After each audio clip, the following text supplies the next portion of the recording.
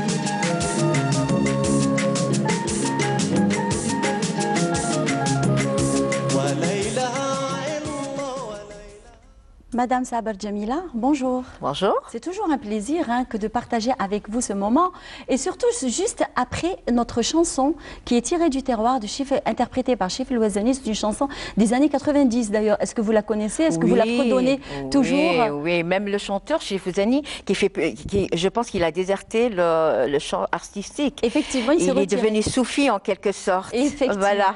C'est les nouvelles que j'ai eues, voilà. Effectivement. Donc oui, bien sûr, c'est une belle chanson. Vous êtes bien renseigné. Ah oui, apparemment. Eh bien, aujourd'hui, on va continuer de parler de la nationalité algérienne. Et bien sûr, des codes de la nationalité algérienne. Mais avant d'aborder les codes et, ces chapitres, donc on va revenir vers notre Français, on va dire, qui veut devenir algérien, qui est de père algérien. Alors, d'après ce qu'il m'a dit, il a été reconnu par son papa. Très bien, voilà. Je l'avais deviné en quelque sorte, sinon j'allais lui proposer. Donc, s'il a une reconnaissance de paternité de la part de son père, donc la reconnaissance, est-ce qu'elle a été faite chez un notaire mais c'est une reconnaissance, donc elle est valable. Et donc, c'est avec cette reconnaissance, donc il peut, c'est-à-dire demander sa nationalité, donc il doit s'adresser au ministre de la Justice. D'accord. Avec tous les documents nécessaires, ce que j'avais dit, donc l'acte de naissance du grand-père, de son père, ou l'acte de décès. Moi, je demande les deux, parce qu'il faut que le dossier soit complet. Soit bien complet. Voilà, il ne soit pas rejeté parce que sinon, Voilà. Donc, acte de naissance et de décès, si le grand-père est décédé. L'acte de naissance et l'acte de décès du père, s'il est décédé, s'il est en vie, donc ça ne pose pas de problème. Donc, et c'est son acte de naissance à lui, avec une demande, et donc son casier judiciaire, comme je l'avais déjà donc annoncé, même s'il a été condamné en dehors du sol algérien, ils ne vont pas prendre en compte cette condamnation, il ne sera pas, c'est-à-dire pénalisé pour cette condamnation. Non, il n'a pas été condamné, tant ça va. Mieux, tant mieux. Donc c'est une personne clean. Très bien. Donc, alors quel est le code de la nationalité algérienne ainsi que ses chapitres? Très bien. Donc, le code de la nationalité algérienne, donc il y avait un code en 63. Donc, il a été abrogé par le code de 70.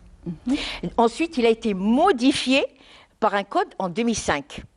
Donc, quand on dit modifier, c'est-à-dire on laisse le code tel qu'il est, mais on modifie certains articles. On lui ramène des modifications. Voilà, tout à fait. Il y a des articles qui ont été abrogés. Donc, ils ont ramené d'autres articles. Parmi les articles les plus fameux, d'ailleurs, le code de 2005, c'était une délivrance, comme je l'avais dit la dernière fois. Ah oui. Voilà. Pour avoir la nationalité à travers la maman. Tout à fait. Parce que la maman n'avait pas le droit de transmettre sa nationalité à ses enfants. Et ce qui était vraiment immonde. Alors que normalement, c'est ça. Tout à fait. Pourquoi? Parce qu'il y avait une réserve sur l'article 9.2 sur la Convention internationale contre les discriminations donc contre la femme. Donc l'Algérie a signé cette convention, mais elle a émis une réserve sur cet article, le 9.2. Pourquoi cet article? Parce que cet article, il permet à la mère de transmettre sa nationalité à ses enfants. Moi, ce que j'avais jamais compris, donc pourquoi? Un enfant qui est né sur le territoire, c'était contradictoire. Sur le sol algérien. Sur le sol algérien. De mère algérienne. Non, de père inconnu a droit à la nationalité algérienne. S'il est né sur le sol algérien, de père inconnu, de mère non algérienne, il a droit à la nationalité algérienne. Alors pourquoi cette réserve sur l'article 9.2? Heureusement, il y a eu une détresse, une grande détresse. Il y avait des mères courage, battantes. Elles se sont battues, elles ont écrit. Donc l'État algérien a demandé la levée de cette réserve. Ah, d'accord. De cette réserve de l'article 9.2. Et maintenant, depuis 2005, la mère a le droit donc, de transmettre sa nationalité d'origine, pas acquise, d'origine, s'il vous plaît. Alors, quelle est la différence entre, du moment que vous êtes en train de me dire d'origine, et vous mettez l'accent justement sur la nationalité d'origine. Alors, quelle est la différence entre la nationalité algérienne acquise et la nationalité algérienne d'origine? Donc, d'origine, c'est-à-dire quand on arrive à hériter de la nationalité de nos parents. Voilà, jusqu'au deuxième ascendant. Ah d'accord, juste le grand-père, l'arrière-grand-père. L'arrière-grand-père, le grand-père et le père. Sinon, on peut, c'est-à-dire pour les gens qui n'ont pas des papiers qui prouvent, c'est-à-dire on peut prouver par un état de fait, ce qu'on appelle en matière de droit, c'est-à-dire ils font une enquête et tout, pour dire que ces gens ont toujours vécu en Algérie, ils se sont comportés en tant qu'Algériens, ils sont donnés, ils ont accompli leurs devoirs et tout. Donc il y a une enquête qui se fait, donc ces personnes-là peuvent avoir la nationalité d'origine. Même s'il n'y a pas un ascendant, le deuxième ascendant et tout. Hein. Ah, donc, d'accord. oui, oui. Le code, ce que j'ai dit, le code de 2005, c'était une délivrance pour les gens. Voilà. Donc, ensuite, d'origine, voilà. Ensuite, il y a, c'est-à-dire la mère, maintenant, depuis 2005, qui transmet la nationalité d'origine. Et avant, c'était le père aussi. Oui. Même s'il est marié à une étrangère. Donc, il transmet automatiquement la nationalité à ses enfants. Les enfants peuvent jouir d'une nationalité d'origine. D'origine. D'accord. Voilà. Pour ce qui est la nationalité acquise, et pour d'origine aussi, pour les enfants qui sont nés sur le sol algérien de parents inconnus ou de pères inconnus. Aussi, ils ont droit à la nationalité d'origine. Très bien. Voilà. Pour ce qui est de la nationalité acquise, c'est-à-dire quand on dit acquise, c'est-à-dire on demande à l'avoir. D'accord. Voilà. On n'est pas algérien, Voilà. on est d'une autre nationalité, Tout à fait. mais on demande à avoir cette nationalité. Alors, est-ce que c'est difficile? Ils disent que la nationalité algérienne, c'est très difficile de l'acquérir. Bon, il y a comme toutes les nationalités. Hein. On ne va pas s'amuser à délivrer des nationalités comme ça, voilà. À tort et à travers. Voilà. Donc, il y a des conditions selon l'article 10. Donc, c'est d'ailleurs ce qu'on dit sur les conditions de l'article 10 et tout. Donc, il y a des conditions. On ne peut pas accepter des gens qui n'apportent rien à ce pays. Au contraire, avec un passé noir et tout. Non, il y a des conditions, mais il y a pas mal de personnes qui ont pu acquérir la nationalité. Parmi ces personnes, par exemple, les conjoints des Algériens, c'est-à-dire une étrangère mariée à un Algérien. Oui. Voilà, je vais vous expliquer les conditions après. Ou un étranger marié à une Algérienne. Donc, ça, c'est acquérir la nationalité algérienne à travers le mariage. Tout à fait. D'accord. Sinon, il y a autre chose aussi. Oui. Donc, avec vous, il y a des surprises. Hein. Ah oui, il faut tout expliquer. Il y a des étrangers qui n'ont aucune relation ni avec la filiation. Donc, ni avec mariage, ni rien.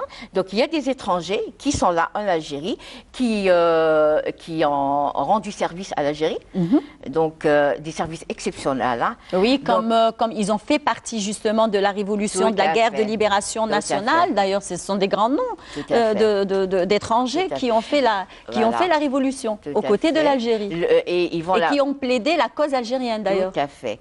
Et des gens qui ont eu, c'est-à-dire qui ont subi une maladie, une infirmité en rendant service à l'Algérie.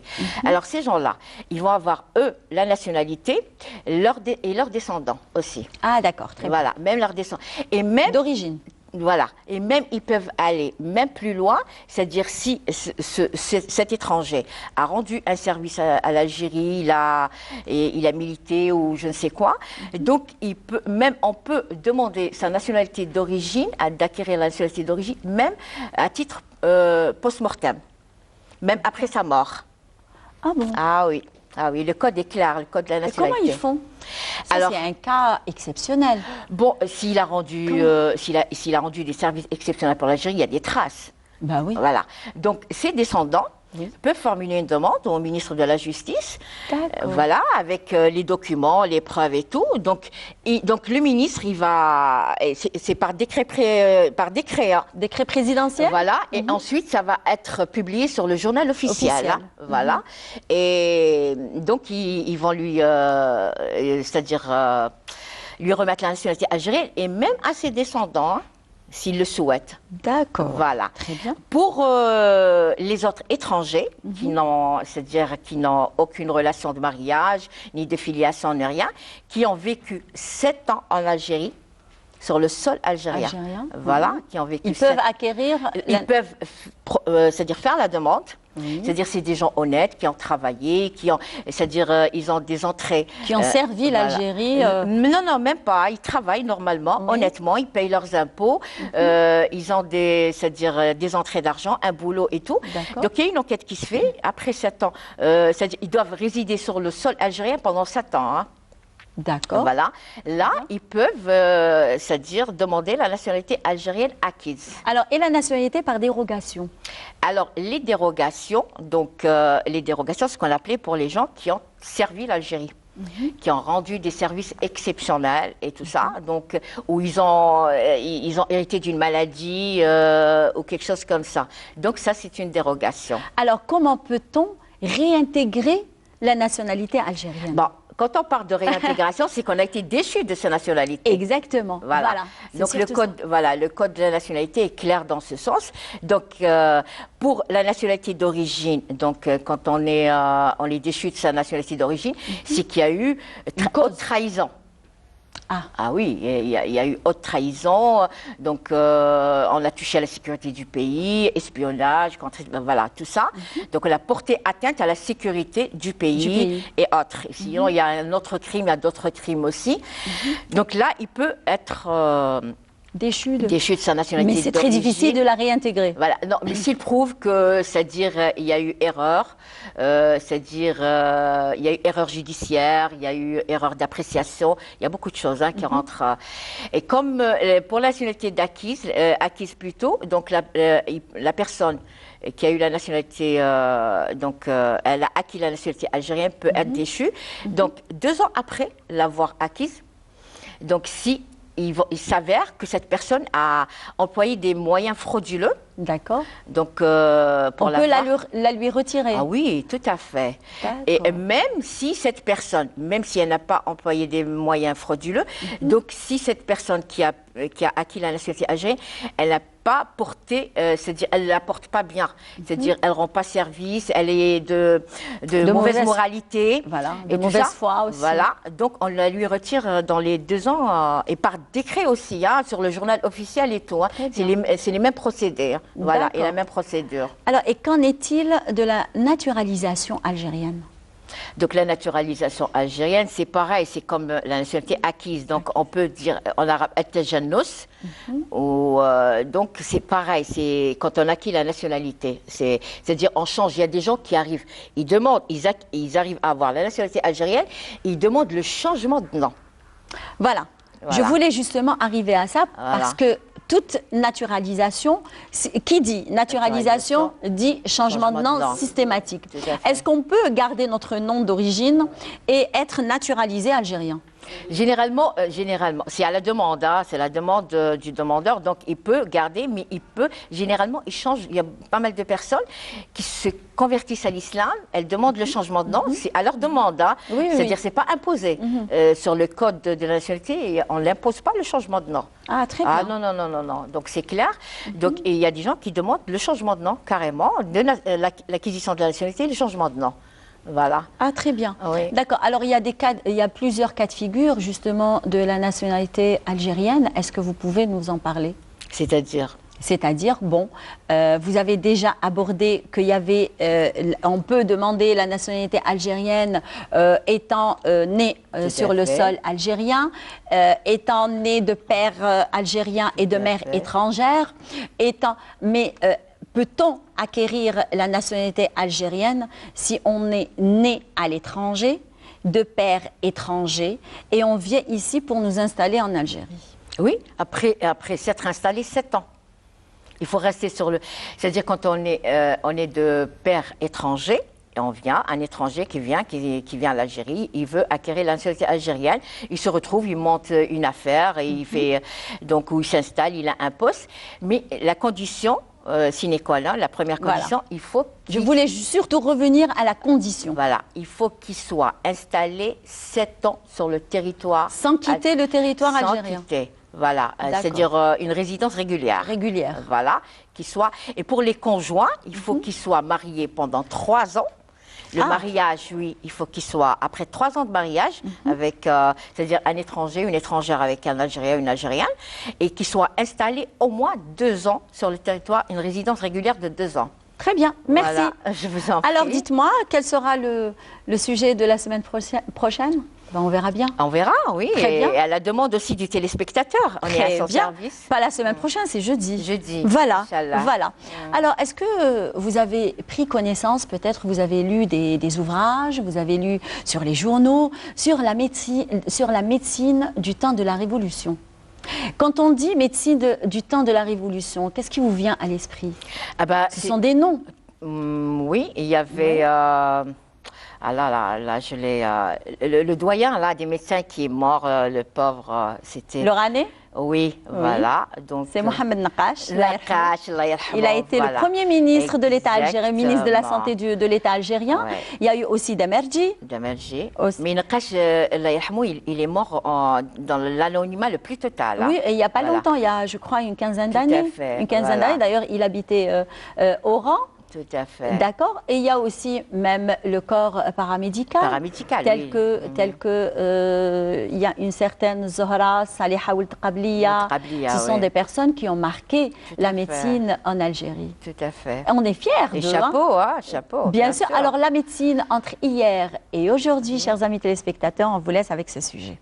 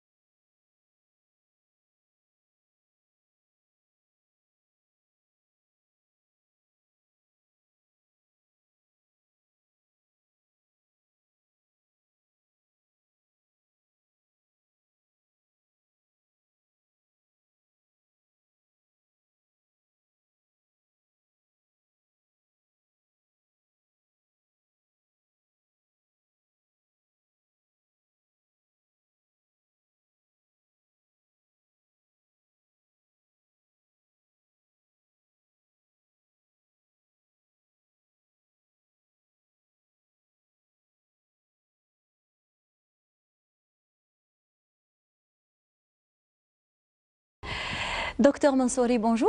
Bonjour. Merci Bonjour, d'avoir mesdames. accepté notre invitation. Alors, vous êtes directeur général de l'EHU 1er novembre. Eh bien, vous avez pu suivre avec nous justement le sujet de la médecine entre hier et aujourd'hui. Et bien sûr, vous êtes très bien placé pour nous parler de ce volet puisque vous êtes médecin déjà à la base. Merci Imen. Je tiens d'abord à vous remercier vous pour votre participation dans la lutte contre cette épidémie puisque vous avez organisé un certain nombre de séances qui ont trait justement à la lutte contre le Covid et puis à la prise en charge. Donc votre participation vraiment a été un point nommé dans ce domaine. Merci beaucoup. Vous aussi d'ailleurs, vous avez, on va dire, vous avez orchestré cette prise en charge du Covid-19 en main de maître, quoi. Bravo. Merci. Vraiment. Vous avez même eu un hommage d'ailleurs par la wilaya d'Oran où on vous a félicité pour la prise en charge des malades de la Covid-19. Bravo, parce qu'il y a eu beaucoup de patients qui sont sortis d'affaires par une prise en charge, une bonne prise en charge de l'EHU d'Oran. Et bien sûr, aujourd'hui, on ne va pas s'étaler sur la Covid-19, même si on vit avec cette maladie depuis 5 mois. Et bien aujourd'hui, comment assurez-vous la continuité de la prise en charge thérapeutique des patients atteints de maladies chroniques en hors coronavirus ? En réalité, on ne s'est jamais arrêté. Hein. De toute manière, même s'il y a eu une épidémie, qui concerne un virus donné, il y a des patients qui doivent continuer à bénéficier de leur traitement et à être pris en charge. Des nouveaux malades qui arrivent sur le terrain, sachant que vous parlez de maladies chroniques, notamment les maladies cardiovasculaires, les maladies endocriniennes, notamment le diabète. Donc ces consultations existent toujours, ont été maintenues avec un certain nombre de précautions, bien sûr, puisqu'il y a un péritri au niveau du bloc de consultation pour voir si ces patients qui viennent pour des consultations pour des maladies chroniques ne sont pas porteurs de coronavirus. Donc en ce moment-là, ils sont réorientés. Donc l'ensemble des consultations ont été maintenues. Donc les malades sont pris en charge et s'il y a des hospitalisations, elles sont faites. À ce titre, je tiens à vous préciser que le taux d'occupation des lits dans tous les hôpitaux en Algérie et dans d'autres hôpitaux du monde ne sont jamais de 100%. Donc avant, on avait un taux d'occupation qui avoisinait les 60-65%. Quand on a mobilisé donc, les services pour mettre des unités Covid, on a partagé les services restants entre d'autres services. C'est-à-dire, par exemple, je vous prends un exemple, en médecine interne, la médecine interne, on l'a pris comme unité de Covid, on a déplacé l'unité de médecine interne vers l'unité d'endocrino. Donc ils ont partagé les lits qu'il y a. Vous avez dispatché un petit peu les services pour maintenir l'activité. Les seuls services qu'on a préservés qui n'ont pas été touchés, c'est les services chirurgicaux. Parce que les services chirurgicaux, les 10 services chirurgicaux des spécialités chirurgicales ont été maintenus tels quels. Parce que l'activité chirurgicale, d'abord, il y a l'activité d'urgence, mais il y a aussi l'activité de froid, il y a les cancers et ainsi de suite qu'il fallait prendre en charge. Très bien. Alors, comment recevez-vous les malades aux urgences médicales? Parce que vous avez des urgences médicales. Donc, est-ce que vous pouvez nous en parler? Absolument. Je tiens à vous préciser qu'effectivement, si la problématique des lits ne se posait pas, parce que aujourd'hui la médecine a évolué, beaucoup de choses se font en hôpital jour, en ambulatoire, et deuxièmement, le fait que je vous ai dit, le taux d'occupation a été toujours de 60-70%, donc on arrivait à manager ça. Il reste la ressource humaine, la problématique de la ressource humaine. La particularité de l'EHU, c'est qu'on a mobiliser l'ensemble du personnel. C'est-à-dire que ce n'est pas uniquement les spécialités qui ont trait au Covid, c'est-à-dire la pneumo ou bien la maladie infectieuse. Nous avons mobilisé l'ensemble du personnel, que ce soit de l'anatomiste jusqu'au chirurgien. À ce titre, nous avons mobilisé 700 médecins et plus d'1 millier de paramédicaux. Je tiens aujourd'hui à leur rendre hommage parce qu'ils l'ont fait vraiment, à rendre hommage à l'ensemble du personnel soignant, parce qu'ils ont été d'un volontarisme extraordinaire. Beaucoup se proposaient. À titre d'exemple, je tiens à rendre hommage à une femme enceinte que j'ai exclue du circuit Covid en lui disant « Vous allez rejoindre un service tranquille ». Elle m'a dit « Il n'est pas question ». Bon, je ne lui ai pas permis de se maintenir. Elle m'a dit « Je dois travailler avec les autres ». Donc quand vous les voyez aujourd'hui se mobiliser, travailler, venir d'une spécialité, faire une garde Covid, ensuite le lendemain rejoindre son service pour faire sa spécialité, c'est quelque chose d'extraordinaire. Donc il y a cette volonté farouche et ces gens-là ne sont pas rentrés chez eux. Ça fait 5 mois qu'ils sont à l'hôtel. Effectivement. Donc ils ont du mérite. Hein. Absolument, je tiens aujourd'hui à leur rendre hommage avec tout le stress, toute la pression, tout le travail et ainsi de suite. Et tout en faisant le lendemain leur boulot, celui de la spécialité où ils sont. Maintenant, concernant les urgences, je vous ai dit, comme je l'ai dit la fois passée sur l'émission que vous avez organisée la fois passée, donc pour éviter que des malades qui viennent pour des urgences X et qui peuvent être porteurs de Covid ne puissent pas vraiment contaminer les autres malades et le personnel, nous avons organisé un péritri. Avant de rentrer aux urgences, vous passez par le péritri. Ce péritri permet d'éliminer les personnes qui sont porteurs de Covid. Ensuite, s'il n'est pas porteur de Covid, il suit le circuit classique des urgences. Donc, si c'est des urgences médicales, il y a les équipes médicales qui s'en chargent avec l'unité de douleur thoracique, l'unité AVC, ainsi de suite, pour prendre en charge. Si c'est une urgence chirurgicale, il y a un péritri chirurgical pour les urgences qui arrivent par ambulance, la protection civile, les accidents de la voie publique, la circulation. Ceux-là aussi, si ils ne sont pas porteurs du Covid. Donc, ils cheminent normalement, ils sont opérés dans les blocs des urgences destinés aux urgences classiques. S'ils sont porteurs de Covid, nous avons aménagé 3 salles opératoires qui sont dans un circuit particulier et ils sont opérés à ce niveau-là avec une salle de réanimation dédiée à ces malades porteurs de Covid et qui doivent être opérés. Vous avez pensé à tout. Absolument. Ah ben, vraiment chapeau. Alors déjà, comment se fait la programmation justement de ces malades concernant les chirurgies? C'est vrai qu'à un moment donné, il y a lieu de préciser quand même, la première phase, nous avons eu un nombre de malades qui n'est pas très conséquent. C'est-à-dire on a ouvert 10 services médicaux de 30 lits, ça faisait à peu près 300 lits, pour prendre en charge les patients porteurs de Covid. Ensuite, après l'Aïd Sghir, il y a une recrudescence extraordinaire. Nous avions 400 à 500 consultations jour. Donc, à ce moment-là, il y a un afflux de patients et des patients assez sérieux qui arrivent notamment en détresse respiratoire. Donc, il fallait augmenter la capacité. Donc, en ce moment-là, on a essayé de réduire un petit peu les activités chirurgicales. Pas les arrêter, on a réduit, au lieu de faire 3 malades par spécialité, 4 malades par spécialité chirurgicale, on en faisait 3. Bon. Ça a duré une période jusqu'au jour où M. Louali et M. le DSP nous ont mis à disposition l'hôpital de Nejma. Oui. L'hôpital, un 240 lits. J'ai mis en place. Steibo, c'est ça. Steibo.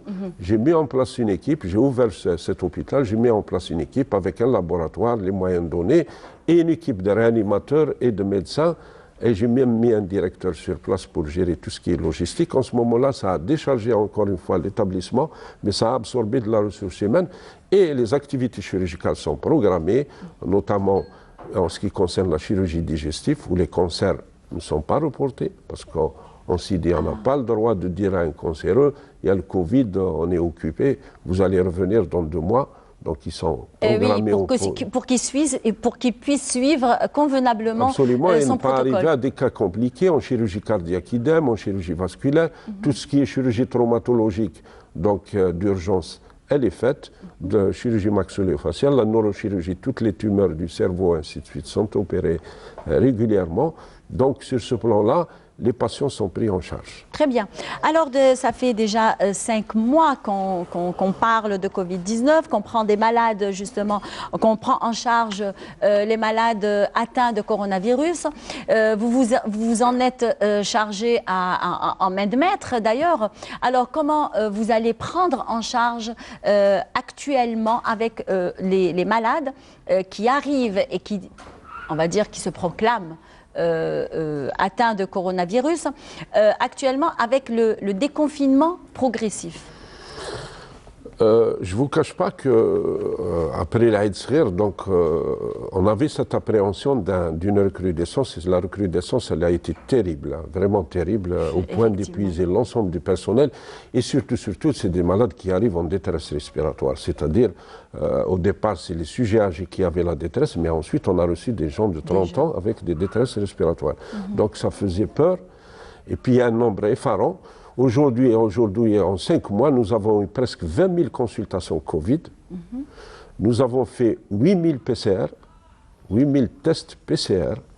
Donc, nous avons traité les 3/4 des malades d'Oran, à l'EHU d'Oran. C'est-à-dire, je ne vais pas vous donner le chiffre aujourd'hui du nombre de malades traités au niveau de l'EHU, mais seulement, je vais vous dire que 2200 malades sont sortis guéris. Complètement guéris.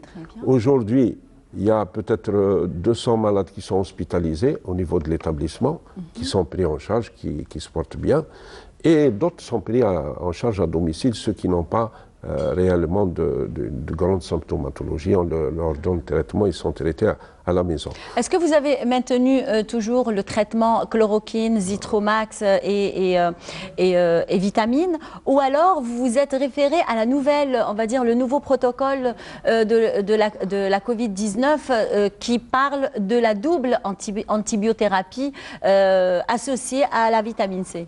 Vous savez que l'hydroxychloroquine, la zithromycine et ainsi de suite, c'est le schéma national. Donc celui-là, il est maintenu. Toutefois, le médecin quand même est libre de ses prescriptions quand il voit, d'autant plus que la physiopathologie du Covid, vous savez qu'elle change régulièrement. Aujourd'hui, on sait qu'interviennent des facteurs vasculaires, interviennent des facteurs immunologiques, puisque la libération de leucine et ainsi de suite, tout ça, cytoleucine, qui provoque, donc aujourd'hui, on a eu des AVC au Covid, on a eu des embolies pulmonaires Covid, on a eu des infarctus entéromésentériques, c'est-à-dire un caillot qui bouche les vaisseaux qui irriguent les intestins avec une nécrose des intestins qui est liée au Covid. Donc sur le plan physiopathologique, il y a beaucoup de choses à dire. C'est pour ça que les traitements ont été variés, notamment l'introduction d'antibiotiques, l'introduction d'anticoagulants, l'introduction d'un certain nombre de molécules. À ce titre-là, les médecins sont libres d'introduire dès qu'ils voient qu'il y a un tableau particulier. Donc, à ce titre, mais seulement le schéma national, bien sûr, il est maintenu concernant l'hydroxychloroquine et l'azithromycine. Et bien sûr, en tant que médecin, vous, en tant que médecin et en tant, aussi en tant que chef d'un grand établissement à Oran, donc qu'est-ce que vous avez à nous dire sur les mesures barrières de la Covid-19? Parce que certainement, après un déconfinement progressif, peut-être que la population va un petit peu, on va dire, baisser les bras. Vous savez que l'expérience de l'Aïd Srer doit nous alerter. C'est une bonne leçon. Je pense que le déconfinement s'impose parce qu'il y a une vie sociale des citoyens, il y a une vie économique. L'Algérie doit continuer à fonctionner, les gens doivent pouvoir travailler, ainsi de suite. Donc, et cette épidémie, je pense qu'on va vivre avec le coronavirus encore pendant très longtemps. C'est un virus qui va s'intégrer dans la vie quotidienne, au même titre que le virus H1N1 de la grippe, et ainsi de suite. Toutefois, pendant cette période, en attendant qu'il y ait une immunité collective, j'espère que elle existera un jour, qui est une immunité collective, les mesures barrières sont indispensables. On le voit, moi je suis quelquefois outré, catastrophé de voir des gens se bousculer dans les marchés, rentrer dans des magasins sans moyens de protection, s'embarrasser, et ainsi de suite. Cela constitue vraiment une menace pour une recrudescence d'une dangerosité que je ne peux pas exprimer aujourd'hui. Donc les mesures barrières doivent s'imposer. Le port du masque doit devenir une obligation. Une obligation. La distanciation doit constituer un élément fondamental dans la vie sociale de chacun. Le lavage des mains et les solutions hydroalcooliques aussi constitueront un élément fondamental. C'est comme ça qu'on pourra reprendre notre vie. Certes, on pourra vivre normalement, mais respecter les mesures barrières. Une distance de 2 mètres, je pense qu'on peut rester avec quelqu'un, discuter d'une manière correcte en étant à 2 mètres l'un de l'autre, porter sa bavette. Aujourd'hui, les bavettes sont les simples, je ne parle pas du FFP2, mais les simples, on peut vivre avec, discuter, éviter d'envoyer des postillons, rentrer d'une manière respectable dans les boutiques, c'est-à-dire porter son masque, laisser une distance entre le truc, se laver les mains dès qu'on a payé, ou bien mettre la solution hydroalcoolique dès qu'on a touché un objet, et tout ça, je pense prendre son temps pour faire son marché au lieu d'aller se bousculer, ainsi de suite, prendre des mesures. C'est comme ça qu'on pourra vivre avec ce virus tout en ayant une vie sociale et en permettant à notre pays de reprendre son activité économique et ainsi de suite. Très bien, merci beaucoup, Dr Mansouri, ce fut un plaisir. Merci. Alors, est-ce que ça vous arrive d'acheter on va dire, faire des emplettes à travers l'Internet? Moi, oui, ça m'est arrivé. Moi aussi. Ah, et vous avez été satisfait? Satisfait, mais quelquefois, bon, j'ai constaté qu'à plusieurs fois, on m'a doublé le prix par rapport D'accord. La dernière en date, j'ai acheté un objet, oui. Je suis passé dans un centre commercial, j'ai trouvé que je l'ai payé 4 fois plus. Non. Je vous assure. Eh ben, de toutes les façons, c'est par mesure de sécurité qu'on fait appel à ce e-commerce. Ça reste un moyen, effectivement, de limiter de prévention. Voilà. C'est un moyen de prévention. Absolument. Très bien. Alors, chers amis téléspectateurs, je vous propose ce sujet sur le e-commerce et on se retrouve juste après.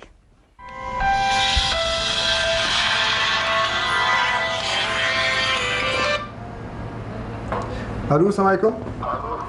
السلام ورحمة الله. تفضل مرحبا بك. الله يسلمك. الله يخليك خاصني دي زارتيك بور لي زونفون تاعي. واه. اللي راكم ديروا لو سيرفيس تاع لا ليفريزون. واه. وين تسكنت الله يخليك مسيو؟ نسكن في الجزائر. الجي. دونك لا ليفريزون اي ديسپونيبل الجي. ما عليك غير تدخل في لو سيت اوفيسيال تاعنا تما تخيل صادي لي زارتيكل اللي راهم Les e-commerce locaux ont accédé au marché vente en ligne en Algérie. Cette huée vers le e-commerce a changé le quotidien du consommateur, dont l'avantage est que les ventes progressent rapidement au détail ou en gros. Un site de commerce électronique améliore la productivité et permet les transactions 24 heures sur 24, 7 jours sur 7 par semaine. Cela rend plus efficace et offre un meilleur service de rapidité. أنا فيما يخص هذا المجال تاع التسويق الإلكتروني اللي بديناه ملي كانت رانا هذا كان عندنا مشروع أنا فيه واحد العام ولا عام ونص ملي بديناه نطبقوا في هذا المشروع تاع التسويق زاد دونك زدنا طورنا فيه كي جات جائحة الكورونا تما الناس كانت بزاف تدير لي كوموند تاعها من المنازل تاعها باش ما تديبلاسيش المحلات لو سيت ويب تاعنا اللي فيه عارضين كاع السلع المنتوجات تاعنا بها بالثمن تاعنا الثمن تاعها والزبون يدخل غير في لاباج في السيت ولا في لابليكاسيون في التليفون ويخير كاع المنتوجات ويلقى الاسعار دونك يدير باني تاعه وعلى دايرينها على التيريتوار ناسيونال بليس لي ريزو سوسيو في الفيسبوك ولا عن طريق الهاتف عن طريق الهاتف ندو طلبيات والحمد لله راه كاين اقبال كبير زعما فيما يخص هذه الجهه مادام كي طورنا في هذا المجال تاع التسويق الالكتروني حنا ماذا بينا عندنا طموحات باش نطوروا ثاني في المنتوج الصناعي. Les principaux avantages sont un moindre coût, une meilleure couverture du marché, une image de marque plus facile et un service client amélioré. الإجراءات راه قايم بها راه داير كاع الإجراءات وقائية والله يبارك. يعني نفضل اني نخرج باسكو دي فوا ديجا عندنا في البيت 3 موا اي تو قلت نخرج نبدل شويه جو ما فضلتش التسويق الالكتروني جيت مي تبارك الله كل شيء هو هذاك. تلقينا بالاجون داكوي واستقبلنا وهز درجه الحراره التمبيراتور تاعنا وقال لك لازم ديروا لي بافات وراني نشوف كاع هنا المشتريين ولا كاع راهو دايرين لي بافات وكل الاجراءات الوقائيه متحده بعين الاعتبار. Les consommateurs continuent d'acheter des produits, mais la façon dont ils s'y prennent est en transition. Le commerce électronique existe depuis plusieurs années et n'est plus un secret. Mais sa popularité est croissante et ne semble pas sur le point de s'estomper.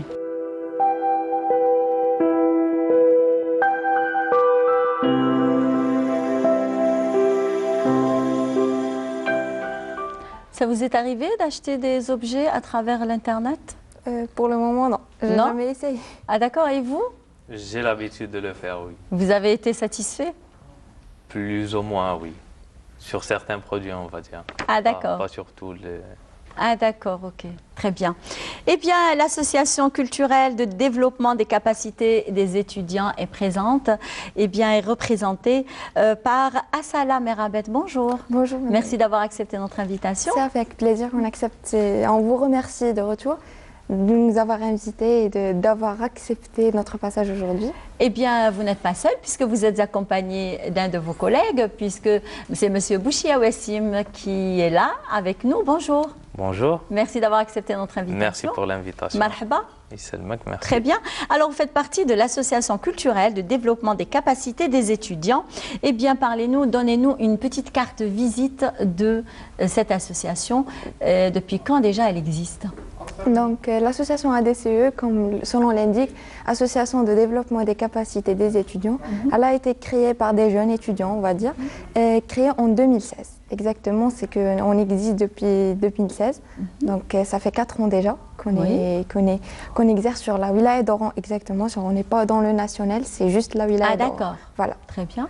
Donc l'association a différents projets, elle travaille, son objectif phare c'est aider et à développer les compétences des étudiants, tout en leur offrant des formations, toutes les, on va dire les moyens pour qu'ils puissent se trouver dans Dans le professionnel. Dans le professionnalisme, très bien.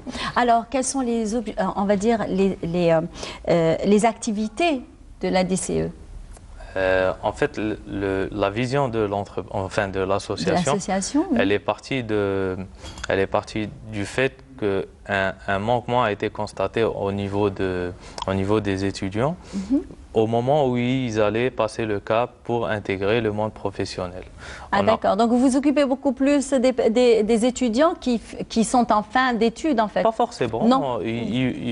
La plupart de des étudiants avec lesquels on travaille, généralement, ils commencent dès le début de leur cycle universitaire. Ça leur permet de progresser, on va dire, tout au long de leur cursus universitaire pour que, à la fin, ils soient prêts à intégrer le monde professionnel. C'était, on va dire, la vision des 25 jeunes qui étaient au départ en 2016, donc, qui ont formé l'association. Donc on donne l'exemple de l'école d'été, parce que c'est la plus grande école d'été qui accueille plus de 600 participants. Donc l'école d'été, c'est pendant la période d'été. Alors, quand vous dites école d'été, oui. Ça, vous avez les yeux écarquillés comme ça. Oui, c'est ça, parce que c'est l'été. Donc, on a pensé aux étudiants. Donc, l'été, c'est plus pour les voyages et tout. Mais il y a certains étudiants qui n'ont pas les moyens pour voyager et tout.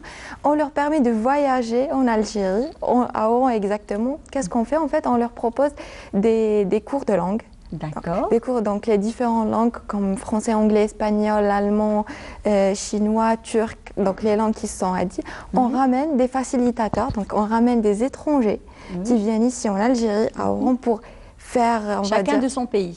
Chacun dans son pays, pour faire apprendre de la langue, donc parce que c'est une langue maternelle pour eux. Donc c'est facile de communiquer avec cette langue et ça permet aussi à nos participants de connaître la culture de ces pays, en fait en voyageant tout en étant ici. Dans une classe avec leurs profs, on va dire, qui sont aussi des étudiants qui viennent pour visiter l'Algérie. Et qui viennent bénévolement. Oui, d'accord, très bien. Bénévole. Et vous n'avez pas à payer en plus? Non, tout est fait à base de bénévolat. L'école de langue, elle est complètement gratuite. Et voilà, on permet vraiment aux jeunes au-delà d'apprendre une langue, ou du moins de s'y initier, on leur permet aussi de vivre un échange culturel. Très bien. Ça, c'est concernant l'été, c'est ça, les c'est pour le activités. projet, on va dire que c'est le projet phare de l'association, c'est ISS, International Summer School. Et comme elle l'a dit ma collègue Asala, c'est la plus grande école en Algérie.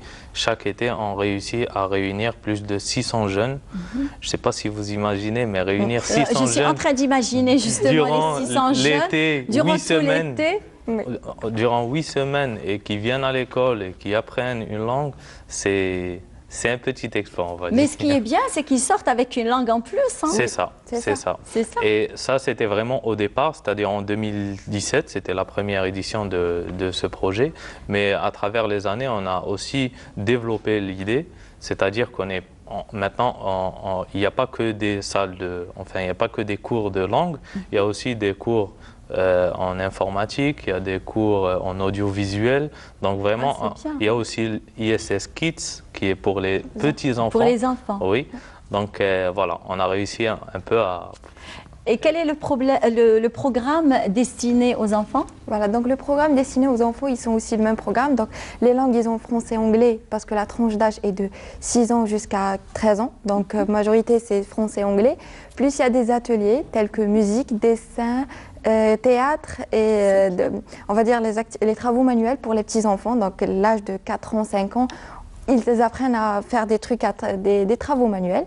Donc ça, c'est pour le programme de la semaine. Après, le jeudi, ils ont des sorties pédagogiques, donc des visites au niveau des musées, des visites au théâtre et tout, pour qu'ils découvrent la culture. Ils découvrent la ville, déjà la ville d'Oran. Exactement. Pour qu'ils connaissent un petit peu l'histoire de leur ville. Exact. Et donc plus le samedi, vu que c'est pour les enfants, parce que les parents, ils sont toujours au travail, ils n'ont pas le temps pour, on va dire, sortir leurs enfants. Donc les samedis, c'est des sorties divertissantes. Donc c'est le jardin, soit c'est des parcs, pour qu'ils s'amusent, on va dire, parce que pendant la semaine, c'est des cours. Tout en apprenant, on s'amuse. Tout en apprenant, on s'amuse. Et surtout, c'est des enfants. Alors, je reviens vers justement votre activité pendant l'année. C'est que vous prenez en charge, vous accompagnez des étudiants pour éventuellement peut-être les préparer à la vie professionnelle. Vous m'aviez dit justement, vous les accompagnez aussi pour réaliser leur propre start-up. Donc, parlez-moi un petit peu de ce volet. Voilà, donc... D'ailleurs, déjà qu'il est en pleine expansion. Exactement. Donc, on va parler donc pendant l'année, on fait des formations d'insertion professionnelle. C'est plus, au début, c'était pour que les gens puissent, on va dire, réussir leur entretien d'embauche, réussir leur CV, et c'était plus ça. Après, on a vu que maintenant, les jeunes veulent développer leur propre, on va dire, projet. Mais ils ont besoin d'aide, ils ont besoin de conseils et tout. Donc, là où il y a le projet Tawar Mashrouak, dont il va vous parler mon collègue, c'est un projet qui vise à aider les jeunes, la création, genre l'idée jusqu'à la création de leur petite entreprise. Tawar Mashrouak, c'est un projet qui va travailler sur l'employabilité, mais aussi sur l'entrepreneuriat et l'auto-entrepreneuriat aussi. Ça va permettre, on s'est orienté vers des organismes nationaux plutôt, comme l'ANSEJ ou la CNAN, qui nous ont ouvert la porte. Alhamdoulilah, sur ce point, ils ont répondu présent. Et c'est à travers ces organismes qu'on a réussi à travailler sur un projet qui aide à orienter les jeunes vers on va dire, la réalisation de leur projet. D'accord. Est-ce que vous vous déplacez, vous, vers l'ANSEJ et la CNAG, etc. Bien sûr, on est obligé, oui. Ou alors, vous demandez, on va dire, à quelqu'un qui représente ces entreprises de venir aux universités. On est obligé de se rendre sur place et de les rencontrer et de leur présenter la DCE et nos activités. Et voilà, c'est comme ça qu'ils décident de nous aider. Après, ça sera bien sûr à eux de venir pour nous orienter et Alors, le RAID, elle était comment? De quelle façon l'ANSEJ et la CNAG vous a aidé? En fait, ils nous ont aidés par rapport au conseil. Donc, ils nous ont envoyé des conseillers, donc ils étaient la formation pour les jeunes. Ils leur orientaient par rapport aux idées, par rapport au financement, parce que c'est toujours le problème des jeunes, c'est le financement d'un projet. Donc, ils ne disposent pas des moyens financiers pour avoir ça, donc c'était des idées. Par exemple, on va dire le financement à travers des sponsors, à travers des partenaires, pour quand même ils puissent lancer leur entreprise avec des moyens, on va dire, moins coûteux au début. Alors, oui. Sur ce projet Tawar Mashrouak, à la fin du projet, on est encore à la phase 1, il y a 3 phases, mais à la fin du projet, il y aura 5 gagnants. Chacun gagnera un chèque de 500 000 dinars, c'est-à-dire 50 millions de centimes. Voilà. 500 000 dinars, c'est que je me suis dit, attendez, le chiffre, il est considérable. C'est 50 millions et c'est pour aider les jeunes à faire... J'aimerais bien faire partie pour gagner 500 000 dinars. Il faudra avoir un projet solide alors. Ah, très bien, je vais bien réfléchir à ça. Donc, comme on vous a parlé de ça, après pour renforcer encore plus, donc, au durant de l'année, il y a un projet qui s'appelle Guidini et Guidini Camp. Donc c'est le même nom, on va voir. Guidini. Voilà, Guidini, c'est-à-dire c'est qui vous me guidez. Vous me guidez, voilà. Vous me guidez, voilà. Donc le Guidini, c'est des journées à l'université, donc qui parlent de l'entrepreneuriat, l'employabilité, etc. pour que ce soit la spécialité des étudiants. Donc on ne peut pas dire que pour les entrepreneurs ou les commerciaux, donc c'est pour les différentes, parce que même si on est biologiste, si on est un médecin, on a besoin de l'esprit entrepreneurial, on va dire. Effectivement. Voilà, donc on a pensé à faire des journées aux universités c'est en fait des journées, il y a des formations, des conférences, des ateliers, c'est un programme qui change d'une année à l'autre selon la demande. Et donc ça, c'est par rapport au Guidini. Après, en 2018, on s'est dit pourquoi pas, on va dire, développer plus cette idée en lançant le Guidini Camp. Donc c'est le Guidini, mais c'est un camp. D'accord. Voilà. Expliquez-moi ça. Il n'y a pas de souci. Donc le camp, en fait, c'est le même, c'est un séminaire de 3 jours et de nuitée. D'accord. On voit que c'est 3 jours de nuitée, donc c'est le national. C'est pas que la wilaya d'Oran, parce qu'on a vu qu'il y a plein de gens, on va dire. Il y avait de la demande des autres wilayas. Exactement. Surtout, on va dire, Saïda, Tlemcen, on va dire Blabès et tout, c'est des petites villes qui ont besoin aussi de ça. Donc, ils viennent pendant 3 jours et 2 nuitées. Donc, on le fait souvent dans des complexes. Au niveau d'Ain Turc, c'est des journées aussi, c'est des conférences, c'est des ateliers.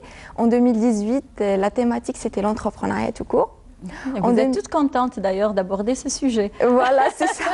Après l'entrepreneuriat, après en 2019, vu l'évolution de la technologie, vu la demande de la jeunesse, c'était l'entrepreneuriat digital.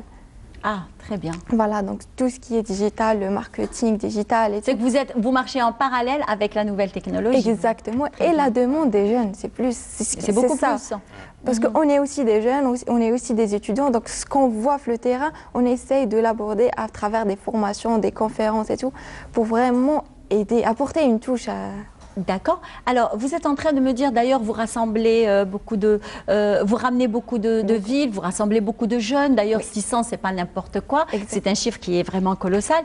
Donc, mais comment vous avez vécu cette pandémie qui vous a vraiment freiné dans vos activités? Ça ne nous a pas freiné pour l'école d'été, ça nous a arrêtés. On n'a pas pu faire l'école d'été. Exactement. Parce que c'était inconcevable qu'on puisse prendre des risques, notamment pour nous, mais aussi pour les apprenants. Ce n'était pas une idée qu'on pouvait avec. Ce qui fait que l'école d'été elle a été annulée.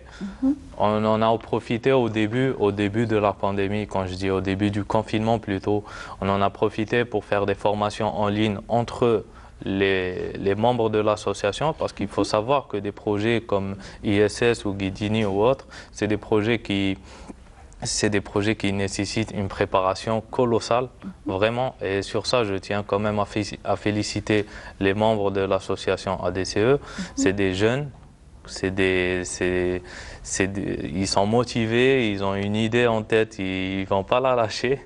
Donc c'est pour ça, ils sacrifient aussi leur été en organisant une école d'été. On peut dire adieu à ses vacances. Oui. Mais de toutes les façons, la pandémie, on a tous vécu des moments difficiles. Le monde entier a vécu justement ce moment de pandémie. Donc, sur ça, on a profité au départ pour, on va dire, travailler sur les membres de l'association. Après, on s'est aussi rapproché du professeur Khouidmi, qui est médecin au CHU d'Oran, qui a aussi, on a travaillé avec lui. Docteur Khouidmi, qu'on salue d'ailleurs, et c'est un habitué de l'émission. Exactement. Et on s'est rapproché de lui, on a fait des vidéos de sensibilisation où il a sensibilisé. Parce que nous, il faut savoir qu'on touche un public qui est beaucoup plus jeune, on va dire. Qui est jeune quand même. Le milieu étudiantin, c'est de 16 ans jusqu'à 23, 24, 25 ans. Oui, voilà. Donc, il nous a aidés sur ça et on tient à le remercier. Très bien, merci beaucoup. On vous remercie. Merci à vous. Un dernier mot? Non? C'est bon? On peut dire un dernier mot. Juste un dernier mot. Juste un dernier mot. Donc, on vous invite aussi de rester branchés sur la page parce qu'il y a plein de surprises sur l'audiovisuel qui vont se lancer bientôt pour nos jeunes. Donc, on vous laisse... Eh bien, vous serez les bienvenus pour nous parler de cet audiovisuel que vous allez mettre en ligne, on va dire. Inch'Allah, voilà. Très bien. Alors, vous aimez les chansons? Vous connaissez un certain Ashraf Ben Yacoub? Ashraf Ben Yacoub. C'est un jeune interprète, compositeur qui a à peine 22, 23 ans. Non. Je vous invite à le découvrir avec moi à travers la chanson. Alors, il a فهمتوا الموضوع. On verra, il a نجموا نفهموا الموضوع. Voilà. ويلا تقراو الروح خاطري راه مجروح وليت وحدي نتخاي ويلا لقيتوني جواب يخفف هاد العذاب هادي مدة وانا نحاول والله ما لقيت العبسة قلبها عليا قسى وعشقها ماشي سهل معليش يا قلبي خليفتك على ربي باه نقصو الكلام دوماج يا قلبي تكبر وتربي عبري يطير الحمام اصبر يا قلبي مع القري راك معبي ومحكوم بالاعدام فيندرا لو جور اللي ظلمني ويخلص كاع العام. فيندرا لو جور الظلام يجيه التور ويخلص كاع العام.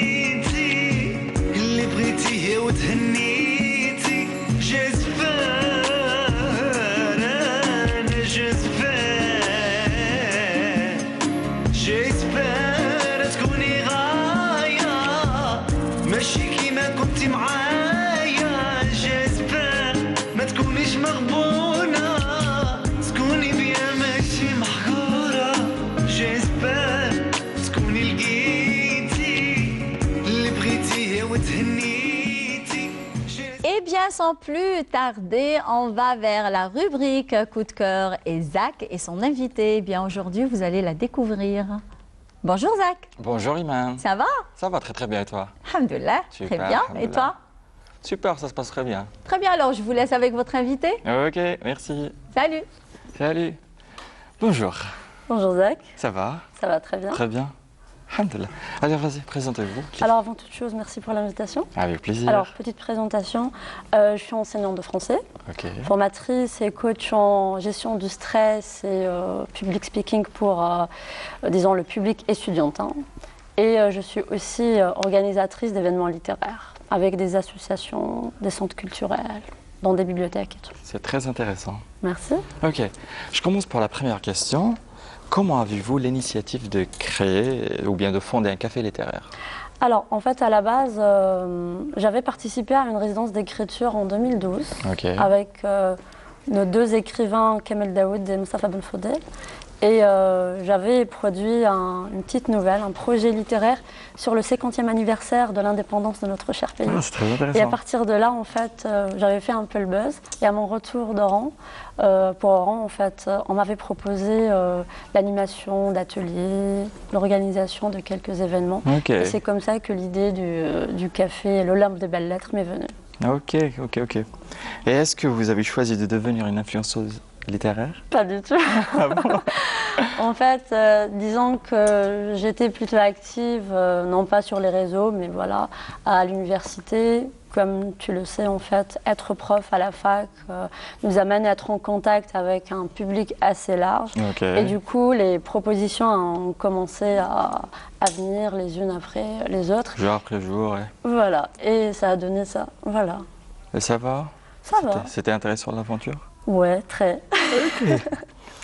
Sur ça, je te pose la question, est-ce que les réseaux sociaux vous ont aidé à avoir une communauté et devenir une influenceuse littéraire, ou bien c'est le monde réel qui vous a créé une véritable communauté? En fait, disons que c'est les deux, étant donné qu'on est dans le domaine associatif, dans le secteur universitaire, et disons en collaboration avec beaucoup de centres culturels à Oran, ça a fait que voilà, c'était moitié réseau, en matière de communication, en matière de publicité, et moitié contact humain. Voilà, et ça a fait que ça a donné l'image de mon café littéraire.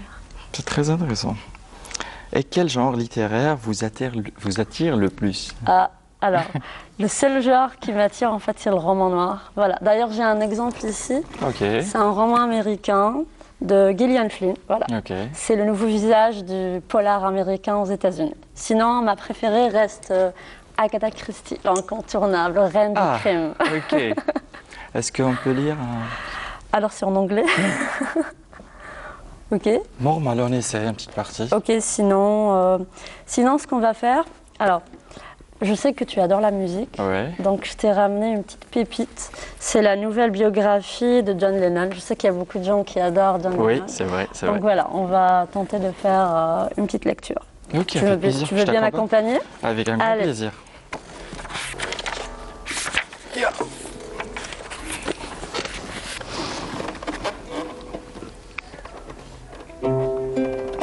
Alors, enfant de la guerre. Tiré à 4 épingles, Lennon se promène nonchalamment à travers Sefton Park. Il porte l'un de ses 2 nouveaux costumes et un chapeau melon trop grand pour lui, à la Chico Marx. Au bec, un Wild Wool Bean. Clope bon marché fixé à un porte-cigarette très dandy.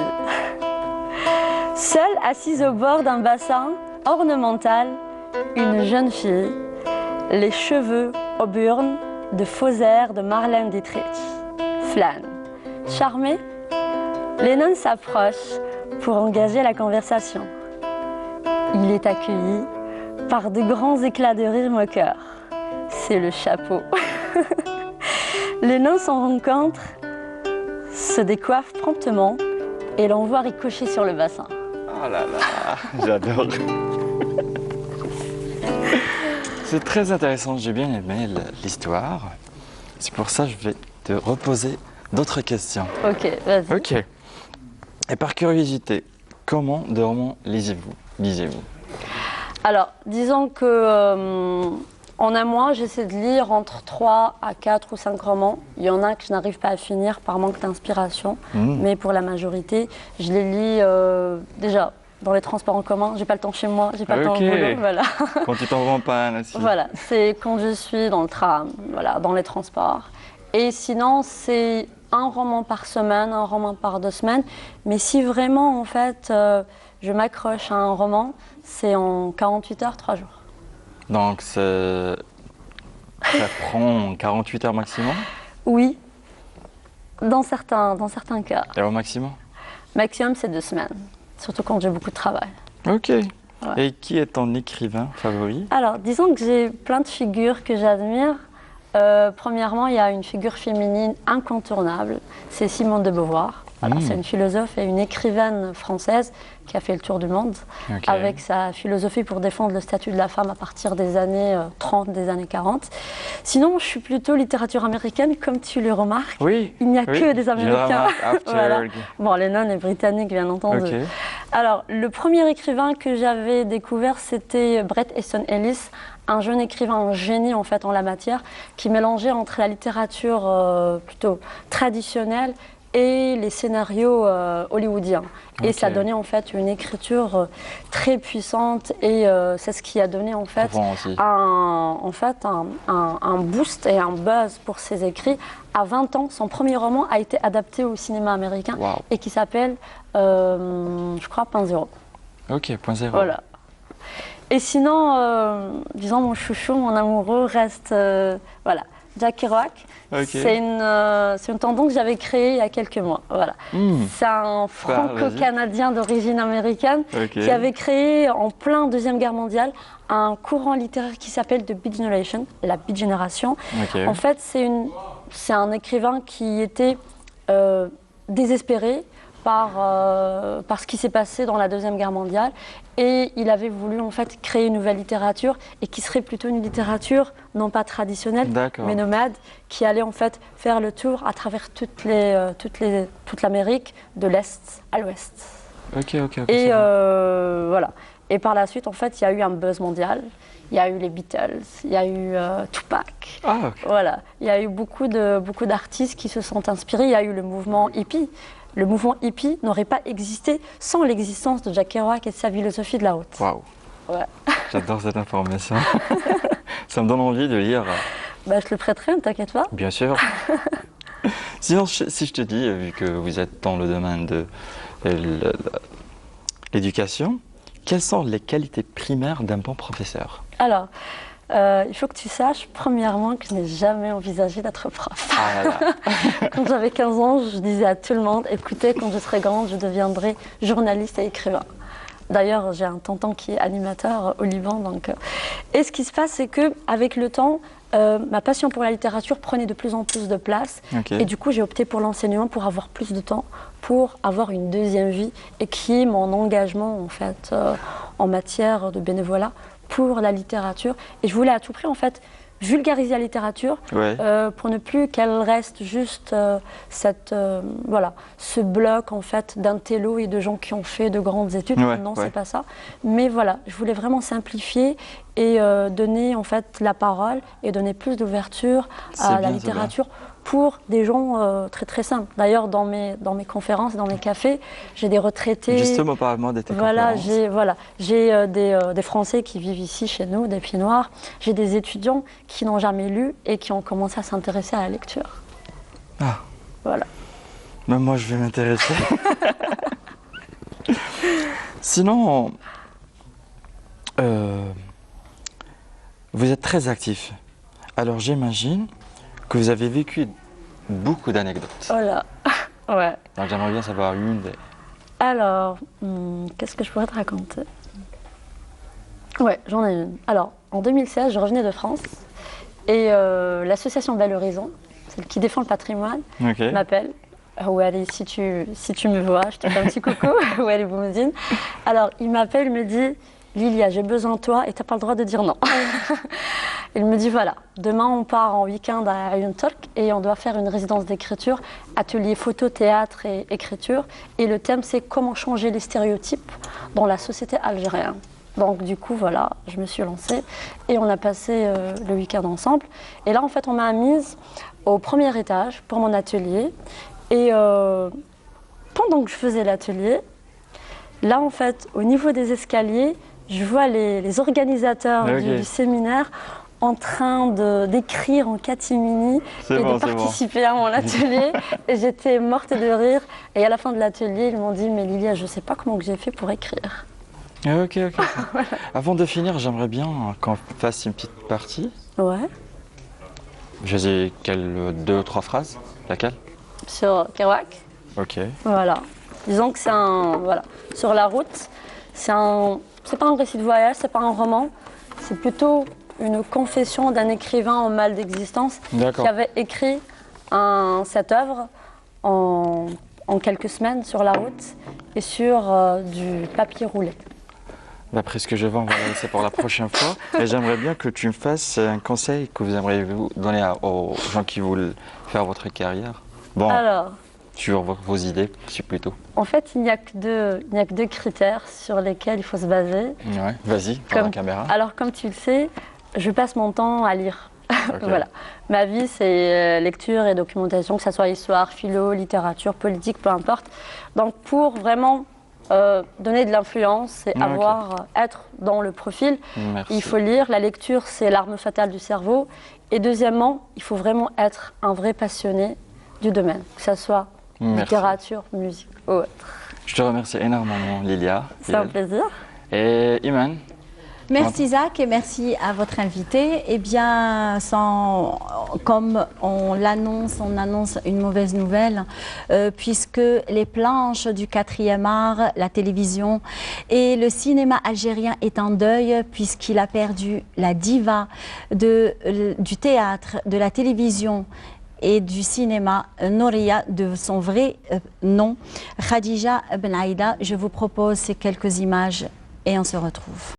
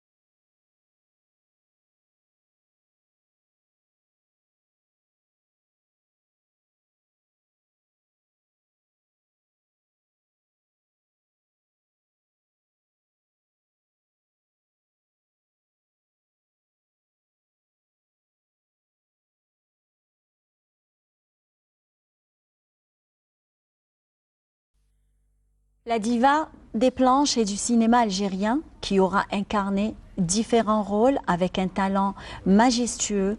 De son vrai nom, Khadija Ben Aïda, née à Ami Moussa en 1921.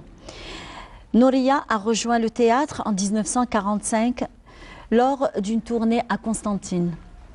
La doyenne des artistes n'est plus, restera pourtant l'une des premières femmes qui s'est tissée au rang des plus talentueuses des actrices algériennes, laissant une marque indélébile et une singulière empreinte d'artiste.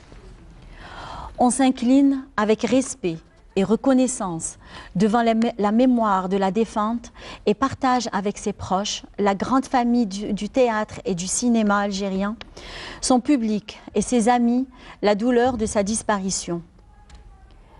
Que Dieu lui accorde sa sainte miséricorde et l'accueille en son vaste paradis. Rabbi yarhamak, et on ne t'oubliera jamais, grande dame et diva du 4e art de la télévision et du cinéma algérien. Et sans plus tarder, on vous propose un reportage sur l'aloe vera et on se retrouve juste après avec notre invité. Son usage remonte à plus de 5000 ans, dont les traces retrouvées dans de nombreuses civilisations. L'aloe vera est une plante médicinale des plus puissantes et des plus connues. Sa réputation aujourd'hui est mondiale et due à son utilisation très fréquente. Et les scientifiques lui donnent des vertus médicinales très particulières. Les phytothérapeutes l'utilisent pour renforcer le système immunitaire. Son usage est très large, même si l'aloe vera garde des atouts bien spécifiques. L'aloe vera a une composante des plus amusantes avec un cactus de 99% d'eau et le 1% restant est une très puissante synergie de 150 éléments dont 12 vitamines, mais aussi de nombreux minéraux, calcium, sodium, chlore, magnésium, cuivre, chrome, zinc et encore plus de 18 acides aminés.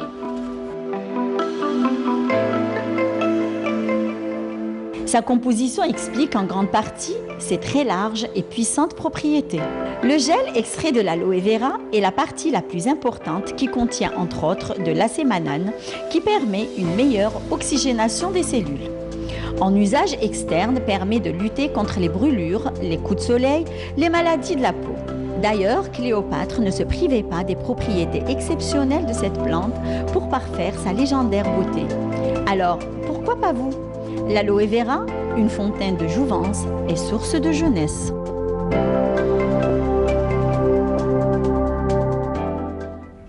L'aloe vera, une fontaine de jouvence, effectivement. Hein, Hamoumi Houda, bonjour. Bonjour. C'est toujours un plaisir que de partager avec vous ce moment de beauté au naturel. Merci de m'avoir invité encore une fois. Voilà, on va parler de l'aloe vera aujourd'hui. Déjà, on va parler de l'aloe vera.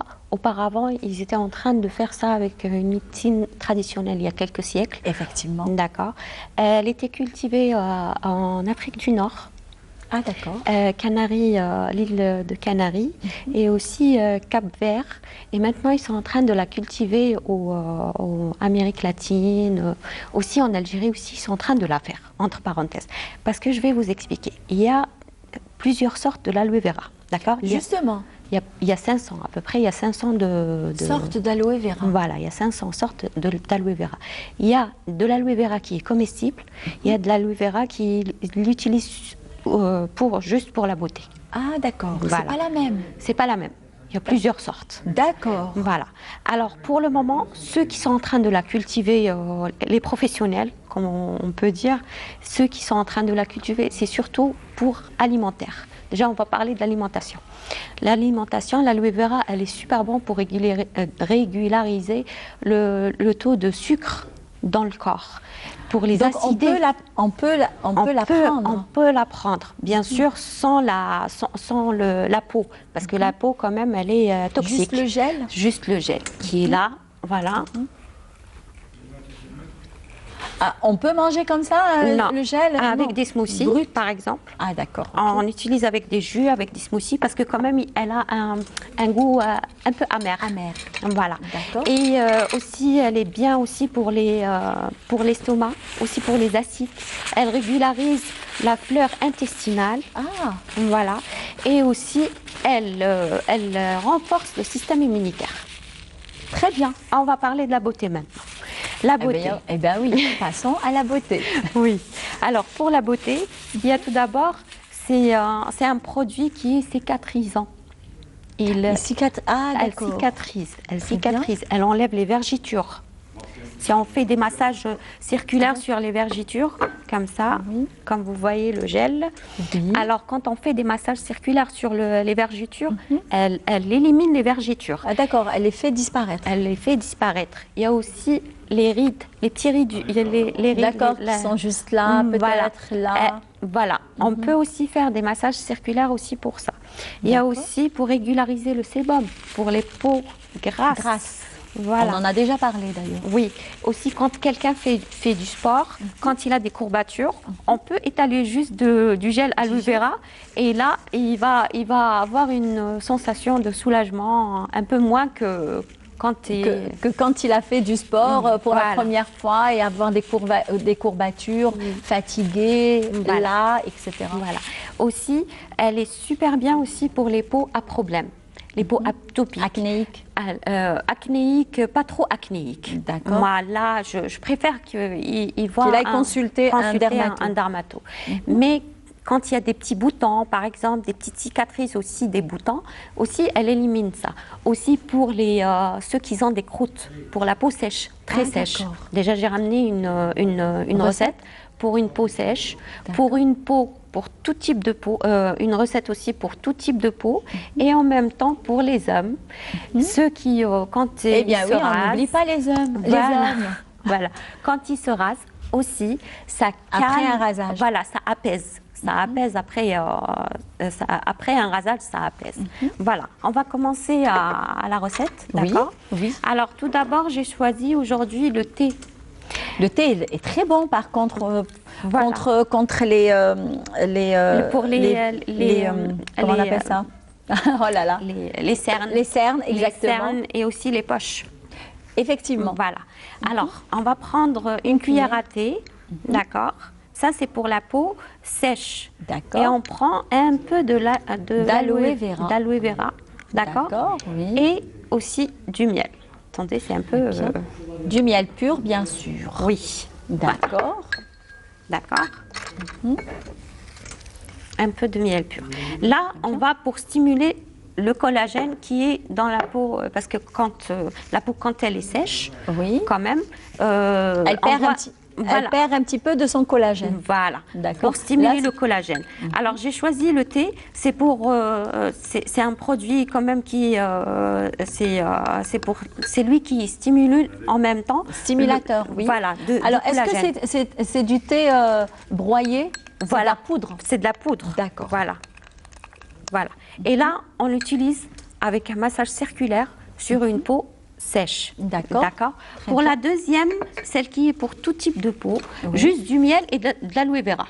C'est pour les peaux matures, les peaux grasses, les peaux mixtes aussi. Donc on l'étale complètement? On l'étale complètement, on le laisse sécher pendant une demi-heure et là on se lave. D'accord. Pour la troisième, celle qui est pour l'après-rasage, d'accord. On va mettre ça, c'est l'huile de coco. D'accord. D'accord. On va mettre juste un peu. Un peu d'huile de coco, messieurs. Voilà. Alors, et un peu de l'huile d'aloe vera. D'accord. Et elle apaise franchement, hein, parce qu'on l'utilise aussi après l'épilation, par exemple. Très bien. Pour avoir une peau douce. On l'utilise aussi après aussi, avant un rasage. Par exemple, avant qu'on s'épile avec un rasoir. Là, on étale l'aloe vera directement. Là, on prend juste la peau d'aloe vera. D'accord, on l'utilise. Et sous après, les aisselles, sous les aisselles, et après, on se rase. Il y a aussi autre chose, c'est juste pour insister sur quelque chose. Elle est riche en eau, riche en vitamines. Le groupe B, C, A et aussi E riche en fer. En oligo-éléments aussi. Voilà. En oligo-éléments. Voilà, en magnésium, en calcium aussi et en zinc. Ah, voilà. très bien. C'est pour ça qu'elle fait beaucoup de choses en même temps. Et oui, voilà. Alors, vous avez, quelles sont les propriétés justement de l'aloe vera dans le côté beauté? Voilà, le côté beauté, comme je vous ai dit, c'est les vergetures. Elle élimine les vergetures, d'accord? Elle est cicatrisante pour ceux qui ont une peau acnéique quand même, qui ont fait déjà un soin. Et après, quand ils utilisent, au moins pour... Ça garde des traces. Ça garde des traces. Et de là, on peut mettre de l'aloe vera. Ils peuvent disparaître? Elle peut disparaître, bien sûr, si on le fait tous les jours, s'ils ont la plante déjà, et tous les jours, ils coupent un petit morceau. Ils coupent un petit peu. Voilà. Et aussi, je voulais insister sur quelque chose. C'est pour comment faire pour utiliser... Pour la couper, il faut juste couper les dents sur les deux côtés, d'accord. Et après ouvrir au milieu voilà, couper au milieu l'aloe vera, d'accord. Et on va obtenir ça avec une cuillère. On va la gratter. On va la gratter avec une cuillère. Ah ben voilà, oui. Oui. Je ne sais pas si on peut voir. Ben voilà. Voilà. C'est bon, hein? Oui. Voilà, je ne sais pas si notre réalisateur Samir pourrait zoomer de ce que j'ai dans la main. Voilà, c'est l'aloe vera. Et voilà. Très bien. Voilà, comme je vous ai dit, aussi pour les peaux acnéiques, ceux qui ont fait un soin, déjà il reste des traces. Là, ils peuvent utiliser ça pour cicatriser. Donc l'aloe vera peut être aussi comestible. Elle est aussi comestible. Donc elle n'est pas dangereuse. Non, elle n'est pas dangereuse, mais une certaine espèce, je précise. Ça dépend. Ça dépend. Parce que déjà à l'étranger, ils sont en train d'utiliser des poissons avec ça. Justement, voilà. Même ici d'ailleurs. Hein. Et même ici, ils sont en train de la cultiver. Celle qui est comestible, ils sont en train de la cultiver pour la revendre. Très bien. Voilà. Merci beaucoup. Merci à vous. Eh bien, on arrive à la fin. Oui. Ah ben d'accord, on a encore du temps. Oui. Ben ça va. Hein. Très bien. Alors est-ce qu'on peut utiliser des masques pour les mains à base d'aloe vera? Alors oui, parfaitement. Alors on peut mettre juste une cuillère de l'huile d'olive, d'accord, avec un peu de gel d'aloe vera, d'accord, on la mixe bien sûr, et on va l'utiliser sur la peau pour adoucir la peau, pour enlever les taches brunes. Aussi. C'est très important. Elle enlève aussi les taches brunes. Ah d'accord. Oui, elle enlève les taches brunes. Aussi, comme je vous ai dit, elle adoucit, elle enlève les taches brunes. Pour le corps aussi, pour la cellulite.